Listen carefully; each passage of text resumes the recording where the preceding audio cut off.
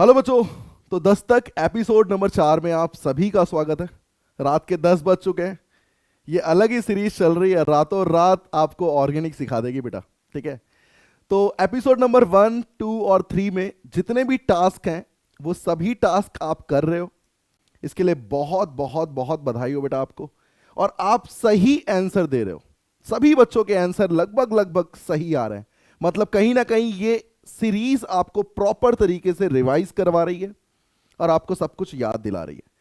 तो चलिए आज एल्कीन का एक और एपिसोड करते हैं और काफी सारी मिक्स प्रॉब्लम, काफी सारे रिएजेंट को थोड़ा बार बार यूज करके थोड़ा सा इसको रिकॉल करते हुए समझते हैं। ठीक है। तो देखिए पहला ही क्वेश्चन है जो सारी एल्कीन की रिएक्शन को रिवाइज करवा देगा, लेकिन इसमें मैंने थोड़े थोड़े से चेंजेस किए हैं। बहुत ध्यान से देखिए, ये पूरा आपके सामने बना हुआ है। ये एल्कीन की सारी रिएक्शंस लिखी हुई हैं। मतलब बहुत ध्यान से अगर आप देखेंगे तो एक एक करके हम सभी चीजें सॉल्व कर सकते हैं, जिससे हमें याद भी आ जाएगा। चलिए पहले से स्टार्ट करते हैं। आपको पता है डाइल्यूट H2SO4, सबसे पहली बात है कि डाइल्यूट H2SO4 में डाइल्यूट हमें बता रहा है कि यहां पर न्यूक्लियोफाइल क्या है बेटा, वाटर है। यहां पर न्यूक्लियोफाइल क्या है बेटा, वाटर है। और मैकेनिज्म है आयनिक। इसका मतलब आयनिक मैकेनिज्म में क्या कार्बोकैटायन फॉर्म होता है। और जब कार्बोकैटायन फॉर्म होता है इसका मतलब मैं कह सकता हूं कि आयनिक मैकेनिज्म है, कार्बोकैटायन फॉर्म होगा, रिंग एक्सपैंड करेगी बेटा। आप सबको दिख गया होगा, रिंग एक्सपैंड करेगी। बस यही गलती बच्चा कर जाता है, बच्चा यहीं पे वाटर लगा देता है। उसे रिंग एक्सपेंशन आना चाहिए।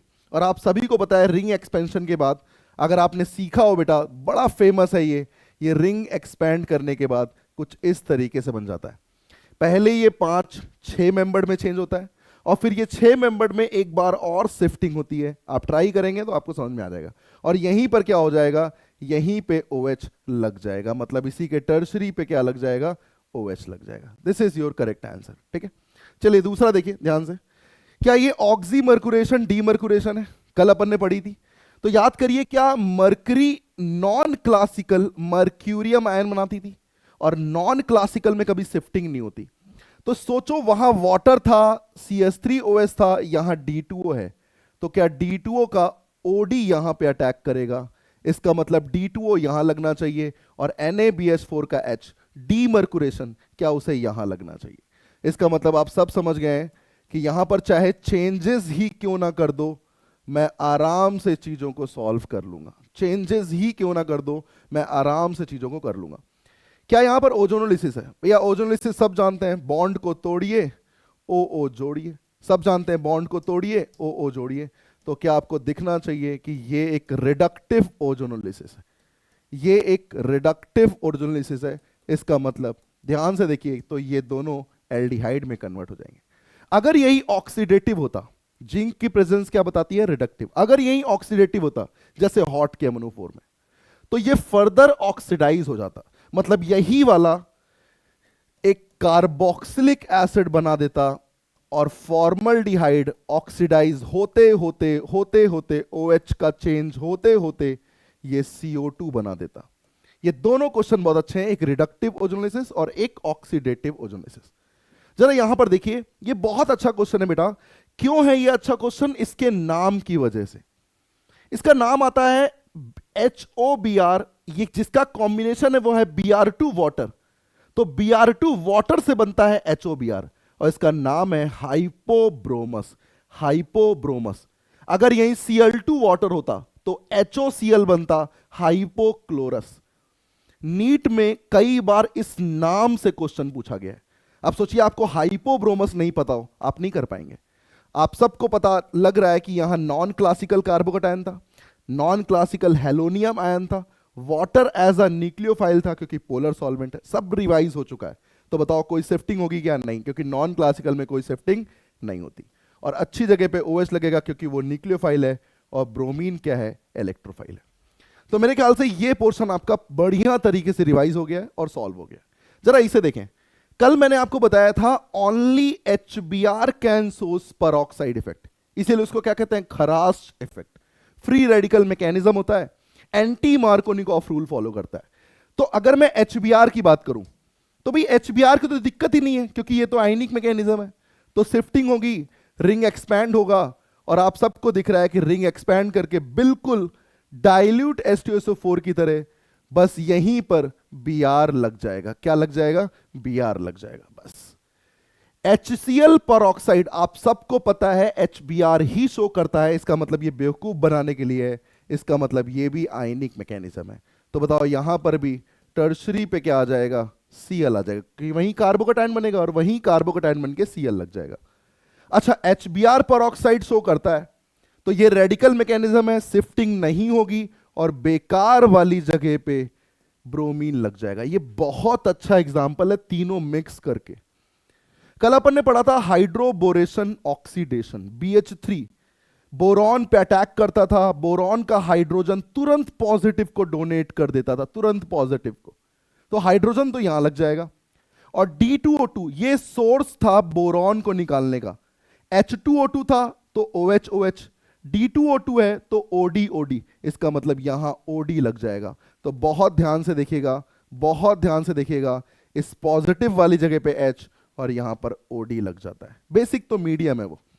कोल्ड केमोरोफोर सब कुछ पता है, बेयर्स रिएजेंट, सिन एडिशन, कोई शिफ्टिंग नहीं, सिन डाइऑल, सेम साइड मतलब सिन डाइऑल, तो इसी पर क्या लग जाएगा? OH और OH लग जाएगा। काफी ज्यादा रिवाइज हो जाएगा आपका सब कुछ। और ध्यान दीजिए, मैंने कल पढ़ाया था आपको hydroboration in the presence of acid, क्या एसिड का H आता है और यहां से भी H, और ये रिडक्शन का काम कर रहे थे, मैंने आपको कहा था, तो H और H जुड़ के ये एक एल्केन बना देंगे। A से लेकर K तक की रिएक्शन, बहुत सारी रिएक्शन रिवाइज हो गई हैं, तो एक ऐसा क्वेश्चन तो जरूर लेके आएंगे हर 10 तक में, ठीक है। अगला क्वेश्चन ध्यान से देखिए, लैंग्वेज वाला है, थोड़ा पढ़िए, थोड़ा पढ़ने के बाद समझ में आएगा और बहुत इजी है। ऐसे घबरा जाओगे तो नहीं कर पाओगे, करना सिखाता हूं कैसे करते हैं। कहता है एक हाइड्रोकार्बन है, वो रिएक्ट करता है ब्रोमीन के साथ। हाइड्रोकार्बन मतलब कार्बन और हाइड्रोजन से एल्केन भी हो सकता है, एल्कीन भी हो सकता है, एल्काइन भी हो सकता है। वो रिएक्ट कर रहा है ब्रोमीन के साथ, लेकिन सबसे बड़ा हिंट है सब्स्टिट्यूशन। यार सब्स्टिट्यूशन तो फ्री रेडिकल सब्स्टिट्यूशन होता था, और फ्री रेडिकल सब्स्टिट्यूशन तो एल्केन में होता था। कहां होता था? एल्केन में।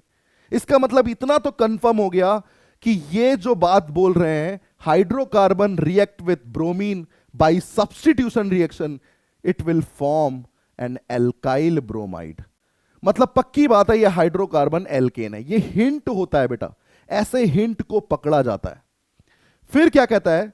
बी के साथ वुड्स रिएक्शन हुई है, कोई एल्केन थी, और उस एल्केन के साथ जब तुमने ब्रोमीन की रिएक्शन कराई तो सोचो Br2H म्यू, यही तो रिएक्शन होगी, Br2H म्यू यही तो रिएक्शन होगी, और एक बनेगा एल्काइल ब्रोमाइड, मतलब कोई भी RBr बन जाएगा। इतनी बात तो समझ में आ गई। लेकिन ये कहता है कि जो B बना है उसकी वुड्स रिएक्शन करा रहे हो, उसकी कौन सी रिएक्शन करा रहे हो? वुड्स रिएक्शन करा रहे हो, और एक गैसियस हाइड्रोकार्बन देता है, एक गैसियस हाइड्रोकार्बन देता है जो कि 4 कार्बन से कम है। ये लास्ट वाला हिंट बहुत इंपॉर्टेंट है। आपको पता है वुड्स रिएक्शन में दोनों जुड़ जाते हैं। अगर एक कार्बन होता तो एक का 2 हो जाते, 2 कार्बन होते तो 2 का 4 हो जाते, लेकिन ये कह रहा है 4 से कम है, मतलब वो एक ही कार्बन रहा होगा, मीथेन रहा होगा, जिससे मिथाइल ब्रोमाइड बना होगा, वुड्स के बाद इथेन बना होगा। 4 कार्बन से कम है, और यही हिंट था बेटा। अगर बच्चा सी लगा के चलाता गलत कर देता, ऑप्शन डी सही था। और बेटा एक बात बताऊं मैं आपको, ये नीट 2018 का क्वेश्चन है, तो सोचिए कि इस टाइप के क्वेश्चन रिपीट हो सकते हैं बेटा, नीट 2018। अगला क्वेश्चन बहुत अच्छे कॉन्सेप्ट पे ध्यान से सुनिएगा। अगला क्वेश्चन है आपको बॉइलिंग पॉइंट। मैं आपको सिंपल सा फंडा बताता हूं। बॉइलिंग पॉइंट अगर मैं किसी हाइड्रोकार्बन की देखूं तो जनरली क्या होता है, बॉइलिंग पॉइंट में हमेशा ध्यान रखना, स्टेबल चीज जो होती है ना कहीं वो देर में टूटेगी। और एल्केन में स्टेबल कौन होता है? जिसमें कोई ब्रांचिंग ना हो, क्योंकि अगर सरफेस एरिया ज्यादा होगा तो रिपल्शन कम होगा। इसका मतलब लीनियर चेन होनी चाहिए। क्या होनी चाहिए? लीनियर चेन होनी चाहिए, ब्रांचिंग नहीं होनी चाहिए। अगर ब्रांचिंग बढ़ गई ना तो दिक्कत हो जाएगी। इसका मतलब ब्रांचिंग के इनवर्सली प्रोपोर्शनल होता है। लेकिन सबसे इंपॉर्टेंट बात बेटा, बॉइलिंग पॉइंट उसका ज्यादा होता है जिसका comparable molecular wait. Comparable molecular wait, मान लीजिए कोई बहुत ज्यादा कार्बन कंटेनिंग है तो उसका बॉइलिंग पॉइंट ज्यादा होगा। उसमें अगर मान लीजिए 5 कार्बन और 5 कार्बन आ गए तो भाई देखो किसमें ब्रांचिंग कम है, क्योंकि अगर लीनियर चेन होगी तो ज्यादा स्टेबल होगी, बॉइलिंग पॉइंट भी ज्यादा होगा। आइसोपेंटेन मुझे दिखता है यह आइसो ग्रुप होता है। पेंटेन मतलब 5 कार्बन, मतलब 2 और जोड़ने हैं। पेंटेन नॉर्मल पेंटेन की बात कर रहा है। नियो, नियो ग्रुप होता है 3 मिथाइल ग्रुप, और पेंटेन है तो 5 कार्बन चाहिए, 1 जोड़ दो। आइसो ब्यूटेन, आइसो ये ग्रुप होता है, ब्यूटेन में होते हैं 4, 1 जोड़ दो। दिख रहा है कि पेंटेन में ही आंसर आने वाला, और पेंटेन में भी लीनियर, मतलब ऑप्शन बी आने वाला है। मैं लिख के दे रहा हूं बेटा, ऐसे क्वेश्चन नीट बहुत पूछता है, ऐसे कॉन्सेप्ट को ध्यान रखिएगा। Comparable molecular weight and then branching के इनवर्सली प्रोपोर्शनल। ठीक है, अगला क्वेश्चन बहुत ध्यान से। Which of the following compound react most readily with Br2? कौन Br2 के साथ जल्दी रिएक्शन करेगा?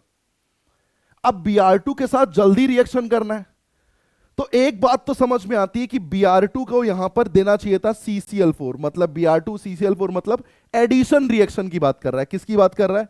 एडिशन रिएक्शन की, क्योंकि यहां हीट तो दी नहीं है, यहां हीट तो दी नहीं है।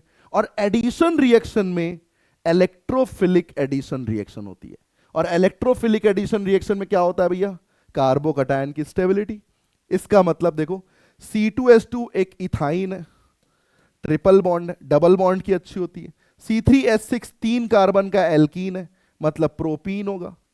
ये 2 कार्बन का इथीन है, और यहां 4 कार्बन का एल्केन है। बच्चा ये सोचता है 4 कार्बन, बच्चा ये नहीं सोचता ये एल्केन है।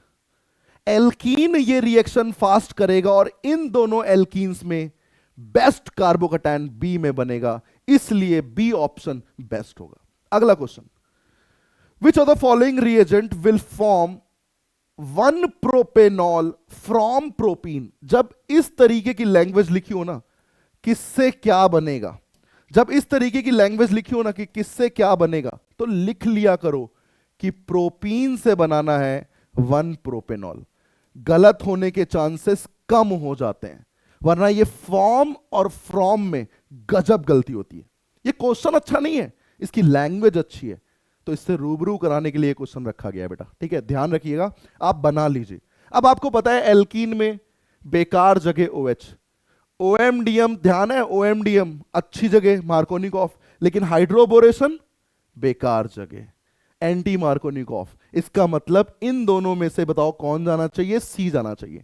अच्छा, पहला क्यों नहीं जाना चाहिए? क्योंकि भैया पहला क्या है? डाइल्यूट H2SO4, इसमें तो मार्कोनिकॉफ एडिशन होगा। अच्छा, एक्वस KOH क्यों नहीं जाना चाहिए? क्योंकि एक्वस KOH तब यूज होता है जब सब्स्टिट्यूशन होता है, एल्काइल हैलाइड होता, उस पे OH आता, ऐसा कुछ है नहीं, एल्कीन की रिएक्शन है। तो बताओ कौन सा ऑप्शन बेस्ट है? Option C is the right answer. बेटा मैं कह रहा हूं पूरी पूरी एल्कीन रिवाइज करा दी है आपको, ठीक है? तो बहुत अच्छे से ये टास्क 4 ध्यान से देखिए, बॉइलिंग पॉइंट पूछा गया है। इन नाम को बहुत ध्यान से ध्यान रखिएगा, नाम बनाने में गलती ना करें, और फिर इसे टेलीग्राम चैनल पे आप डाउनलोड कर सकते हैं ये PDF।